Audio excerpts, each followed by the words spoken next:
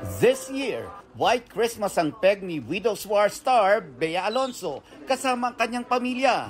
We're also spending Christmas in Andorra. First time namin magpapasko sa ibang bansa ng pamilya ko. Ano naman kaya ang kinaka-excite na podcast your honor hosts Buboy Villar at Tuesday Vargas? Complete the family. Masarap yung food, humba. Yung mga spaghetti na iniinit ng 10 beses. Same daw si Ai de las Alas na excited nang ihanda ang kanyang favorite food sa Noche Buena. Sopas na chicken. Kasi yun lang yung favorite food ko.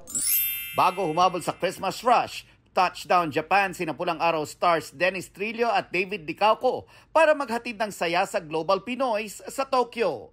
Excited na silang makipagkulitan at bigyang karangalan ng kultura ng mga Pilipino sa Philippine Festival 2024 Winter Concert at the Park. Very excited na ngayon. Pupunta ako doon para entertainin yung mga kababayan natin. I think the vision naman in flying to Japan is really give happiness to the Filipinos, to the OFWs, for them to, like have a glimpse of the Philippines.